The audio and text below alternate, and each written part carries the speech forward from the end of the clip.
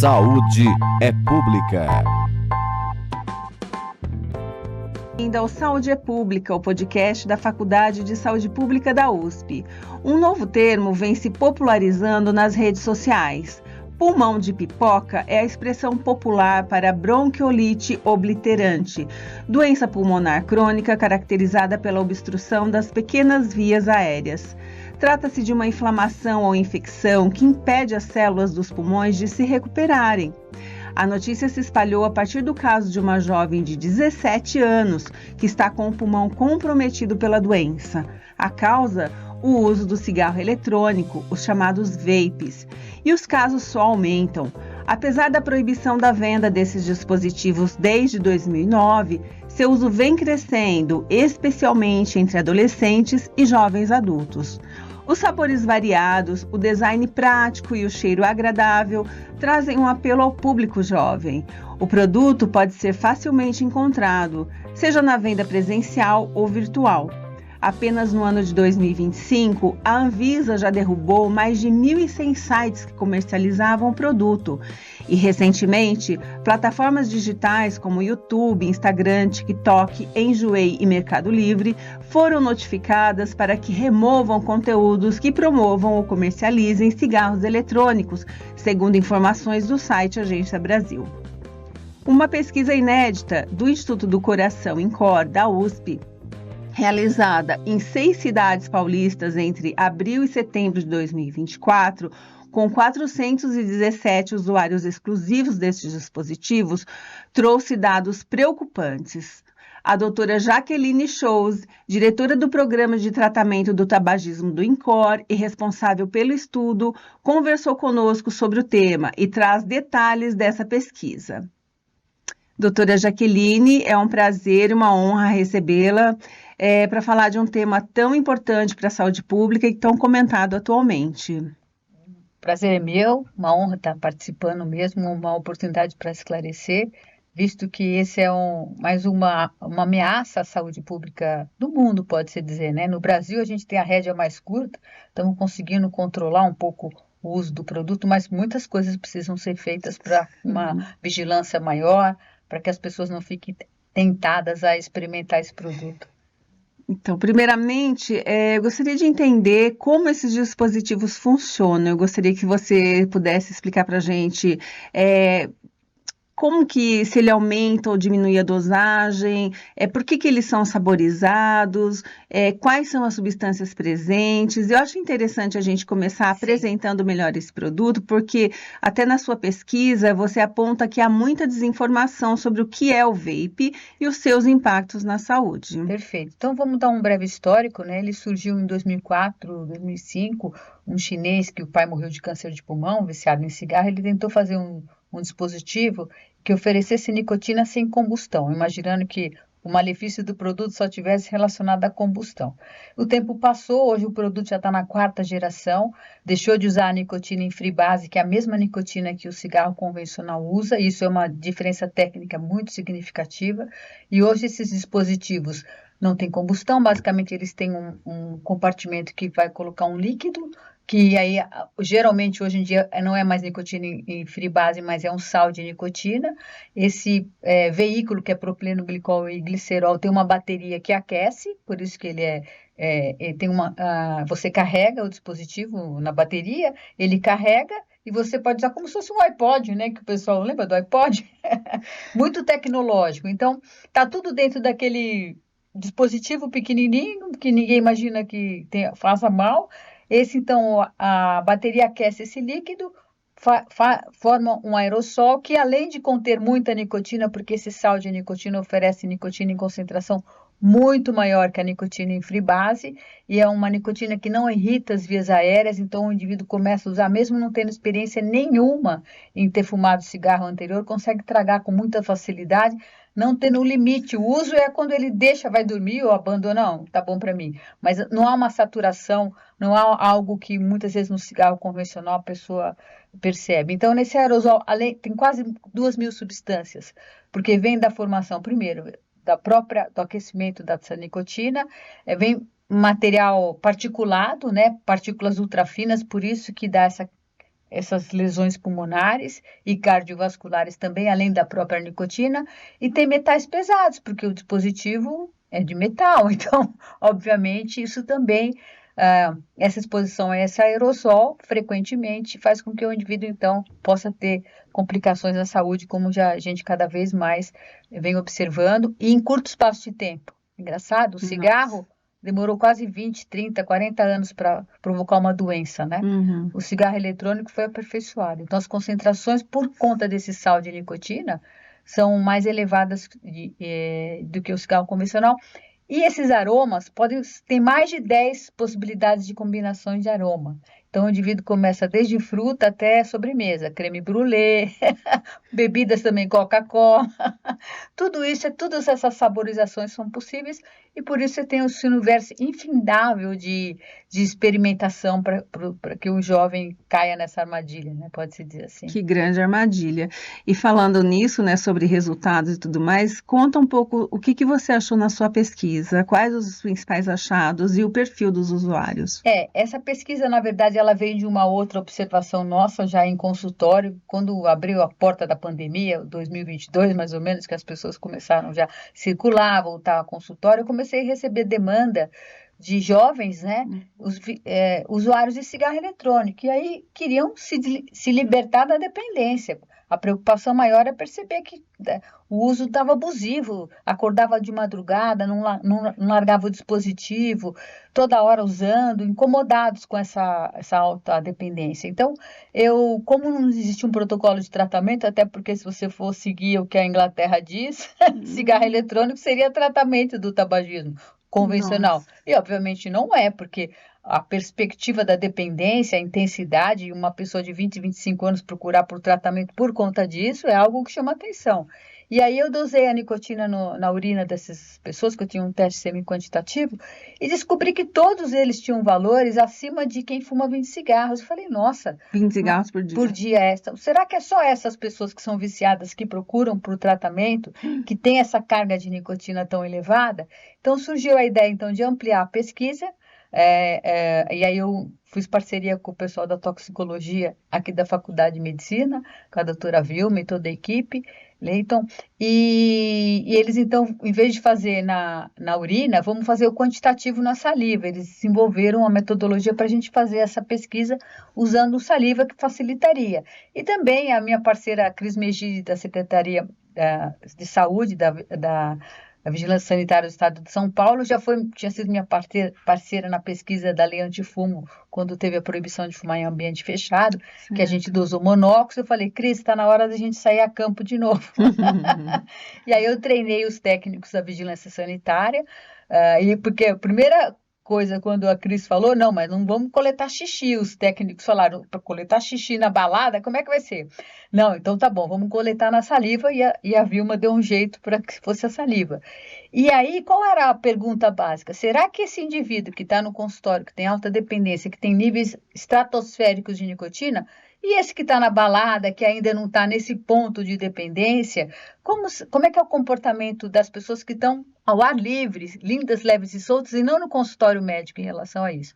Então, foi daí a ideia de fazer a pesquisa, ir atrás na rua onde as pessoas estão, em eventos, show, rodeio, em várias cidades, para você ter uma ideia de uma distribuição que possa imaginar como é que é o consumidor aqui do estado de São Paulo. Tá, Foi essa a ideia. E o perfil, então, você verificou que são realmente muito jovens? Sim, a maior parte, e confere com os dados que a gente tem a pesquisa do Vigitel, o inquérito por telefone, e desde 2019 eles estão mapeando por telefone usuários de cigarro eletrônico. Então, a prevalência no Brasil, para as pessoas terem uma ideia, acima de 18 anos, girava em torno de 2,3, na pandemia subiu um pouco para 2,5 e hoje está em 2,6, dados de 2024. Só que o predomínio da faixa etária, onde mais tem usuário de cigarro eletrônico, é de 18 a 24 anos. Exatamente o que o nosso estudo mostrou, que a maior parte dos usuários de cigarro eletrônico está na faixa etária de 18 a 24 anos. E nessa faixa etária, olha que interessante, a maioria nunca nem fumou. Então, a maior parte dos ex-fumantes estão acima de 25 anos. São pessoas que fizeram a transição. Eu consumia cigarro convencional, alguns com a ideia de tentar parar de usar o cigarro convencional usando eletrônico, mas ficando presos ao eletrônico.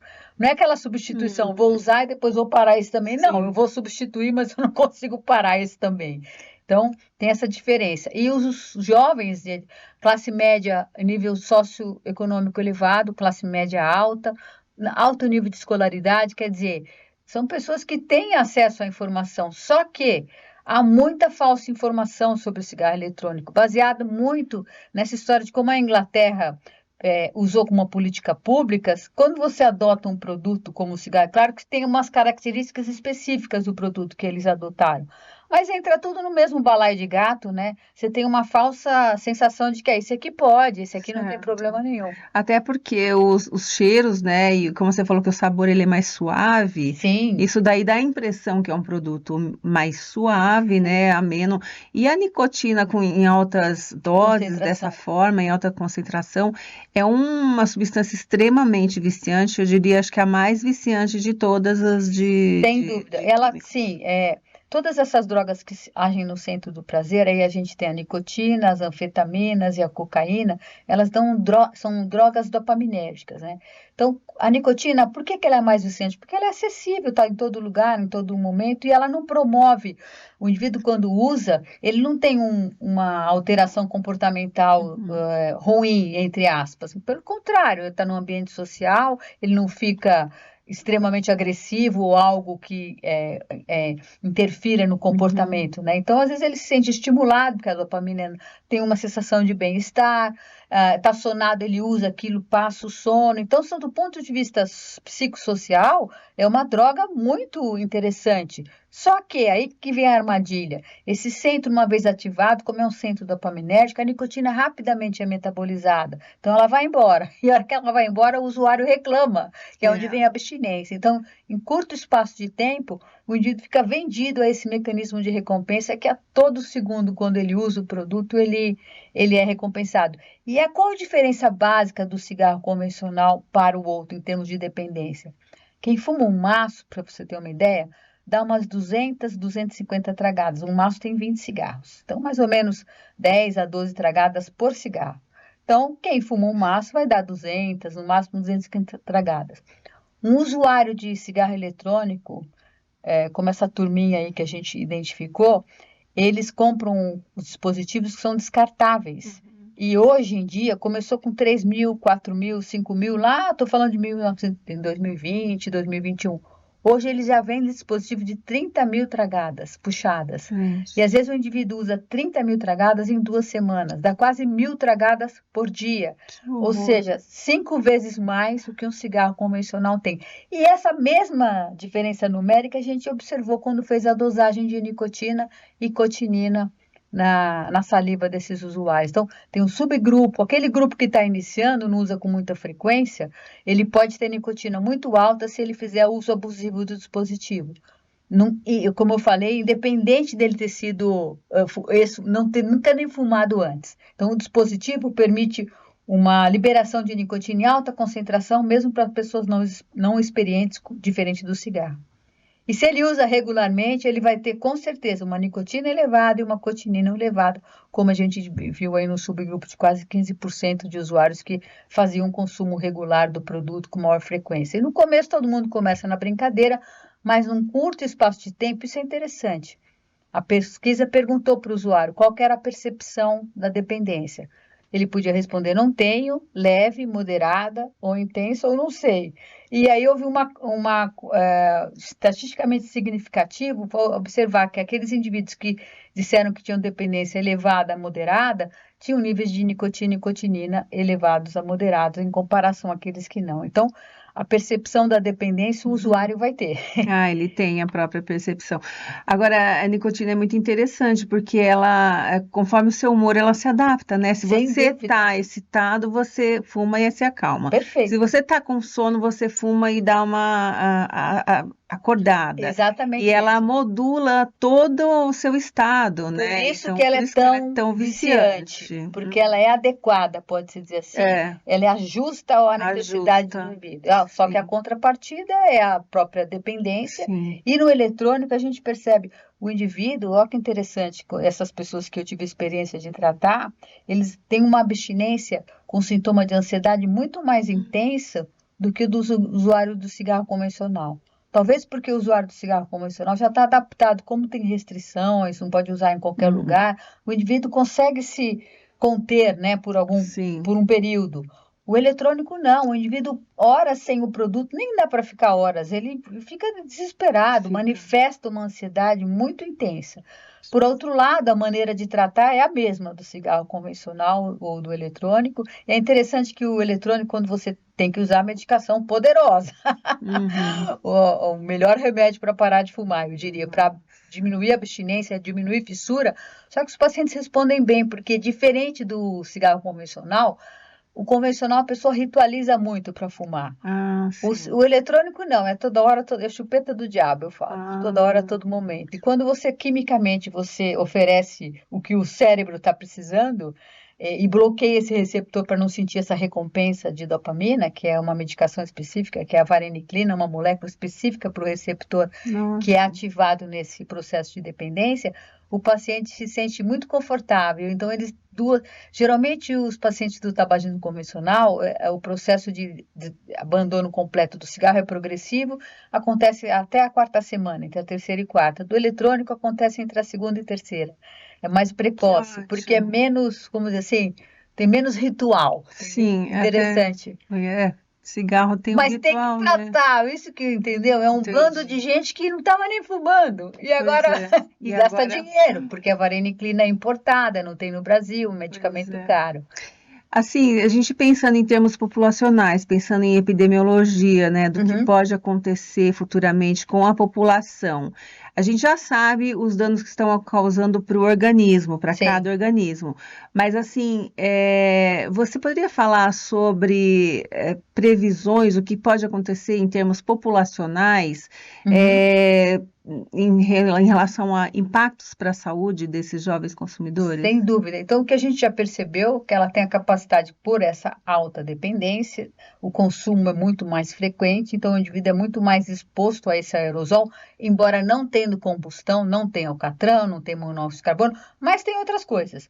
E que essa quantidade de exposição exagerada aumenta o risco de doenças pulmonares, como você mencionou no começo do programa, doenças pulmonares importantes, bronquiolites, pneumonias, quadros de respiratórios graves em pessoas, como eu falei, o cigarro convencional é péssimo, é um grande matador, mas esse também é péssimo, porque ele faz isso de uma forma muito rápida, com pessoas, como eu falei. Jamais você imaginaria um paciente fumando há 2 anos, o cigarro convencional, ele já está internando com pneumonia. Mas já compromete mesmo, não tem mais retorno? Não, tem retorno, claro que sim. É importante que o indivíduo pare de usar, seja tratado. Esses quadros podem ser graves, né? É importante isso. Teve há uns anos atrás, nos Estados Unidos, quando ainda era um produto muito manipulado, que era a EVALI, que foi uma síndrome respiratória, como se fosse um Covid, só que relacionado ao cigarro eletrônico.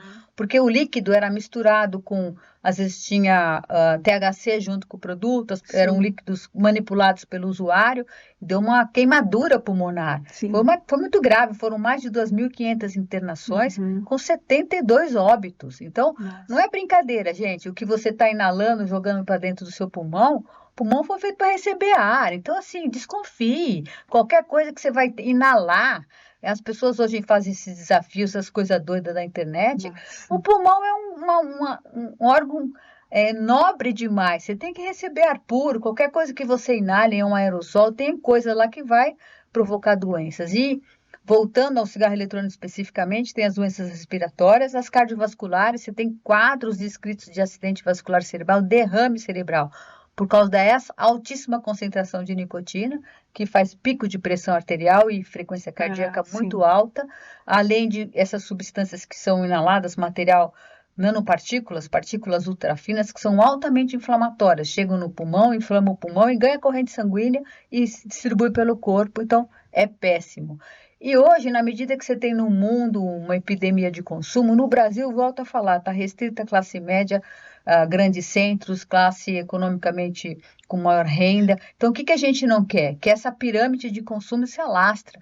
E para isso é importante a resolução da Anvisa, que proíbe a comercialização, mas tem que ter uma campanha muito grande para o acesso do produto não ser facilitado. Sim. E que os usuários, as pessoas que não começaram a usar, olhem o produto, não vejam o produto como inocente. Não é inocente, não é um pirulito nem uma bala. Não é pirulito bala com saborzinho de fruta, não é nada adequado. E é interessante que a Inglaterra, que propagou demais o produto e fez até, vamos dizer assim, serviu de notícia como se fosse algo bom, cigarro eletrônico, essa semana proibiu os descartáveis todos, porque vive uma epidemia de consumo entre os adolescentes, e os produtos são todos também contrabandeados. Sim. Porque o produto que foi liberado lá não é o que o pessoal está usando, que tem uma cota de nicotina, é nicotina em free base, a turma não quer free base, a turma quer o sal de nicotina. Tem muito mais concentração. Lá é 20 miligramas, o sal de nicotina é 50. Então, assim, a turma não quer. Então, mesmo lá tem um comércio legal. Então, eles vão banir. Então, vai ter que ter uma campanha até de você recolher todo esse material. E aqui também a gente espera que a pessoa não pegue... uma fiscalização, por exemplo, essas redes de entrega, né? De entrega, delivery. Tem que ser, eles entregam na cara dura. Você pede lá no seu delivery, ele vai entregar cigarro eletrônico, também não pode, né? Tem que ter uma rede realmente de fiscalização, e quando você proíbe o produto, isso foi um gol de letra do Brasil, fica muito mais fácil, porque qual produto desse é bom? Esse aqui é bom, esse não. Não, nenhum é bom. Nenhum é bom. Então é mais fácil até para fiscalizar, porque já que nenhum é bom, tudo que tiver é ilegal. Então facilita até a fiscalização. Correto. Falando até em fiscalização, né? O Brasil, ele é um exemplo mundial nas políticas de antitabaco, as políticas antitabagistas, e de acordo com uma pesquisa do Ministério da Saúde, o número de adultos tabagistas caiu de 15,7% para 9,1% em 15 anos. Porém, o cigarro eletrônico vem minando as ações antitabagistas, já que vem crescendo entre jovens. E você acredita que o consumo das vapes estão abalando as políticas públicas de combate ao tabagismo, na sua opinião? E qual deveria ser a atuação dos gestores públicos diante do problema? Como as políticas públicas podem combater o aumento de demanda por esses cigarros? Isso é fundamental. Inclusive, em 2024, esses números que eram decrescentes, como você bem mencionou, a gente voltou para a casa dos 2 dígitos. Pois é. Agora o Vigitel já mostra que nós voltamos aí para quase 11%. Por quê? Minado pelo cigarro eletrônico. Porque essa turma de jovens que nunca consumiu cigarro eletrônico, quando fica dependente do cigarro convencional, e olha que interessante, esse fato também já observei agora recentemente, porque como eu trato tabagismo, o que aconteceu com essa moçada? Quem percebeu que estava usando o cigarro eletrônico de uma forma absurda, o que será que eles fizeram? Como não consegue se livrar da dependência, vou deixar de usar ponto final? Não, começaram a usar tabaco enrolado, tabaco. Porque os jovens acham que tabaco enrolado não é cigarro convencional, outra ilusão. Então, provavelmente, está existindo, então, uma primeira iniciação com cigarro eletrônico e as pessoas estão transitando para o cigarro convencional em função da dependência. Então, está aumentando o número de jovens que fumam, inclusive cigarro convencional, tabaco em geral, porque a pesquisa do Vigitel identifica tabaco. Certo. E aí tudo entra no conjunto, cigarro de palha, tabaco enrolado. Então, tem muita gente que abandonou o cigarro eletrônico, nunca fumou na vida e está usando agora tabaco enrolado. Então, é fumante e a pesquisa mostrou. Então, com certeza... isso é uma estratégia da indústria, cigarro eletrônico, porque como o cigarro, como produto de marketing, estava morto, pode-se dizer assim, proibida a comercialização, contra a propaganda no maço de cigarro, todo mundo sabia que cigarro é negócio, e ainda com mau cheiro, né? Ambiente social fechado não pode usar, então o cigarro estava fora. O que eles inventaram? Um produto novo, saborizaram, ainda colocaram esse pode, um rótulo desse pode, que é mentira. Então, tem que começar toda uma campanha de esclarecimento, fiscalização pesada, multa, e acho até que está na hora de pensar em multar o usuário também como uma forma de inibir o consumo. Até porque tem muito fumante passivo, né? Você está na rua, você está em vários ambientes, você está respirando essas fumaças porque parece que está muito disseminado isso. Ainda assim, como eu falei, é restrita a população ainda de maior renda, mas com certeza quem está em nível social mais baixo, quando vê, vira objeto de desejo, né? Sim. Então o indivíduo quer ter, se eu tiver tal coisa, é como se eu, em termos de sensação, você está se igualando àquele outro, fazendo uma coisa que não é legal, né? Mas é isso que as pessoas pensam, é um modelo a ser seguido. Então, com certeza, e o impacto disso no SUS é tremendo também, porque você tem que tratar essas pessoas, porque como eu já falei, não conseguem deixar de usar o produto pela alta dependência, e prevenir doenças que, quanto antes o indivíduo parar, melhor para que não adoeçam em função dessas doenças que o produto vai determinar. Que é a minha próxima pergunta, justamente, né? Como que o sistema de saúde vem se preparando ou não para se prevenir dessa nova frente de vício ligada à nicotina e como poderia se preparar para possíveis demandas futuras relacionadas a esse problema? Então, o Brasil é bem estruturado, tem uma rede de atendimento, se a pessoa está ligando no Disque Saúde, acho que é 135, ela pode perguntar, ela morando, no bairro que ela dá, a referência para que ela busque por tratamento, que o Sistema Único de Saúde oferece tratamento para dependência à nicotina. Usa bupropiona, reposição de nicotina, é um trabalho bem estruturado. Mas assim, é o que eu falei, o indivíduo vai ter que se tratar, vai ter que procurar por auxílio, assim como tem para o cigarro convencional, tem para o cigarro eletrônico também. E indivíduos que têm maior poder de renda podem ter acesso a esse outro medicamento que é caro, vai sair quase uns $450 o tratamento completo de 3 meses para adquirir esse medicamento que é feito através de prescrição médica para parar de usar esse produto, porque a dependência é muito intensa. Então, obviamente, a ideia é não comecem, né? Gasta esse dinheiro de outra maneira, poupe sua saúde, de uma forma mais inteligente, né? Exatamente isso. Legal. Então, doutora, essa conversa eu achei muito esclarecedora, a senhora trouxe muitos pontos importantes sobre essa questão e espero que principalmente sirva para que alguns jovens consigam entender melhor e ouvir esse programa. Eu queria saber se tem mais alguma coisa que você gostaria de comentar, que a gente não falou, que eu não perguntei. Queria que ficar à vontade aí para os seus esclarecimentos, considerações finais. Legal. Então, para a moçadinha que está usando cigarro eletrônico, algumas dicas importantes. Não oferece para o teu amigo, não. Isso é amigo da onça, né? Oferecer para a pessoa, experimenta esse aqui, que esse aqui é bom. Não.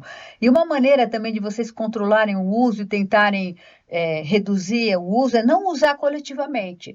Quer usar, vai lá no banheiro usar. Você vai cansar de fazer isso e isso é uma forma de estimular você a abandonar o vício. A gente usa essa técnica, chama fumar restrito. Sim. Porque você tira as situações relacionadas a prazer, convivência, bem-estar, que faz com que você aumente o consumo. Então, uma dica é tira do corpo eletrônico, deixa sempre no banheiro de casa para você ir modulando o seu consumo. Isso facilita na hora de parar de usar. No carro, deixa também, não fica grudado no corpo nunca. E no ambiente social, jamais use de forma social. Se retire para usar, que você vai usar bem menos. Não vai correr o risco que a turma aí que chegou em valores absurdos de nicotina com eletrônico. É isso, legal. De dica quente é essa. E na hora de parar, procure por ajuda para se livrar o mais rápido possível desse produto. Com certeza, antes que tudo se agrave mais, Com certeza. Professora, agradeço muito a presença da doutora Jaqueline Schoz, do Instituto do Coração da USP, e um agradecimento especial a você que nos acompanhou neste episódio. Quer participar do Saúde é Pública? Envie sua pauta para nosso e-mail, é o imprensa.fsp@fsp.usp.br. E ative o sininho do Saúde é Pública e responda a nossa enquete no Spotify, contribuindo com pautas e sugestões. Siga nossas redes sociais. A Faculdade de Saúde Pública está no Instagram, Facebook, LinkedIn e YouTube. Saiba o que rola na faculdade também pelo nosso site, é o www.fsp.usp.br. Muito obrigada pela sua audiência qualificada.